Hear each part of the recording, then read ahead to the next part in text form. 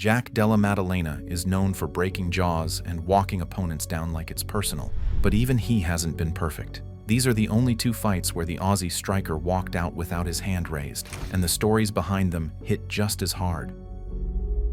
Della started his MMA career in 2016, facing 2-0 British prospect Alden Bates in a 3-round barnbuster that saw both young guns showcasing their fire. The two traded punches like fireworks at the start, but JDM wrapped him up in a clinch and dragged things to the floor.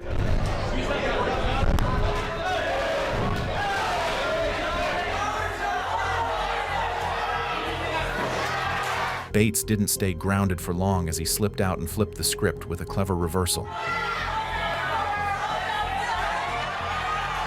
JDM kept his foot on the gas pedal and quickly shot in and scored another takedown. JDM couldn't get much damage off on the ground, so they popped back up and went right back to swapping punches and kicks. Round 2 was another back-and-forth battle, with Alden showing off his sharp striking skills.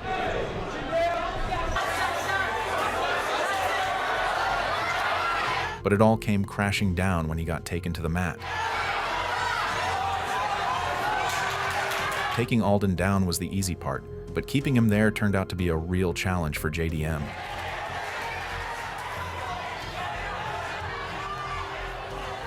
By round 3, the constant grappling had drained the Aussie's energy, and all Alden had to do was deliver the finishing blow to seal a big win.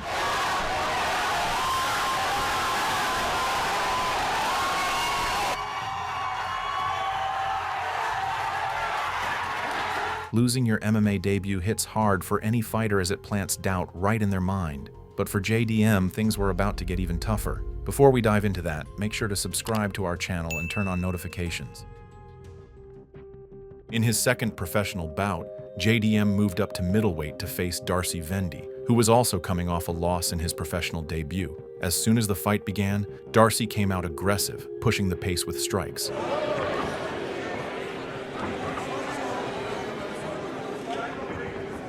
Oh, nice one. That quickly led to a prolonged clinch battle.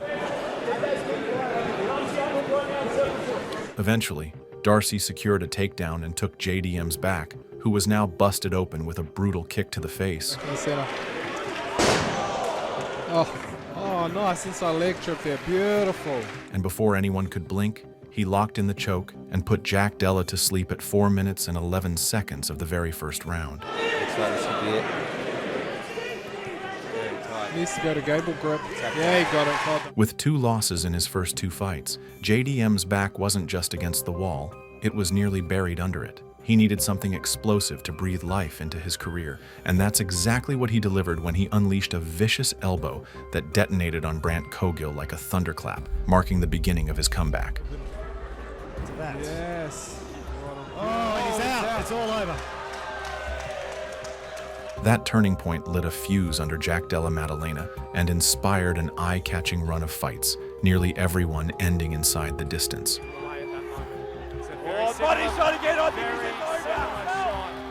Riding a 4-fight wave of momentum, JDM finally punched his ticket to an eternal MMA welterweight title shot against Luke Howard, and he seized the moment with ruthless efficiency, destroying the champion a mere 28 seconds into round 2.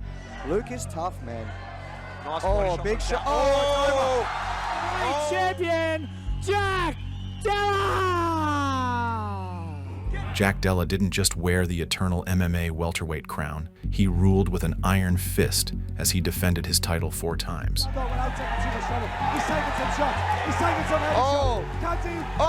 shots! Big shots! It could be over! It's over! In his 4th and final title defense, Della avenged his first MMA loss against Alden Bates, dispatching him under 90 seconds to put the big leagues on notice. He's working in the kicks well. Oh, nice. Della! That crazy knockout got JDM a chance on Dana White's Contender Series, and he made the most of it by beating Lusa easily on points, earning his spot in the tough UFC welterweight division. In his debut year of 2022, JDM gave the UFC fans a glimpse of his legendary knockout power by stopping 3 fighters, namely Pete Rodriguez, Ramazan Emeev, and Danny Roberts, all in the first round. In 2023, JDM beat Randy Brown with a first-round submission before scoring a split decision against Basil Hafez. JDM's big wins landed him fights against tougher opponents, and his first real test was against the experienced Kevin Holland at Noche UFC in 2023. So I think it's a good fight. I think he's a good fighter. He's got unpredictable style. It's pretty exciting.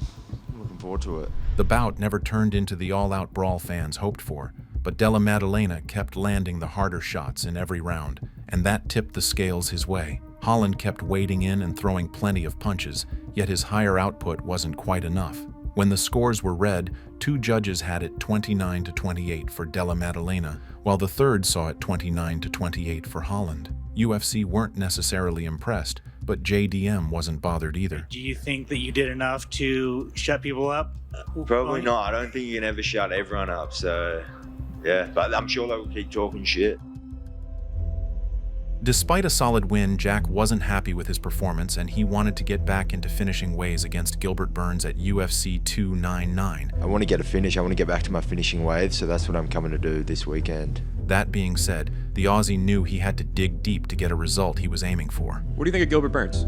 Yeah, I think Gilbert's a good fighter. You know, he's obviously battle-tested. He's very tough. He's durable, and he's been in there with some of the best. So, yeah, I definitely expect the challenge. The fight between JDM and Burns was an all-out war, with both men having their moments in the first two rounds. But the Aussie connected with a big knee halfway through the third round that marked the beginning of the end for Burns.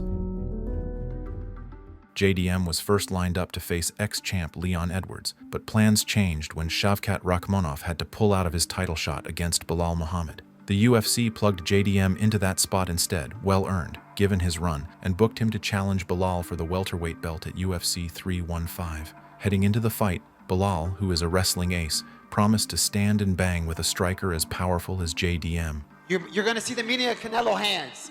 Jack goes down in 3, he gets knocked out. And for Jack, I mean, Belal saying he's not going to shoot, is this a gift for you at this point? Yeah, it would be nice, but I don't think that's going to happen. Throughout the build-up, Belal kept saying he'd break JDM, but the Aussie wasn't buying it.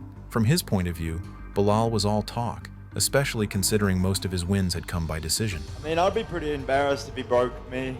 He's never broken anyone, so I'm not too worried, but I expect a tough fight.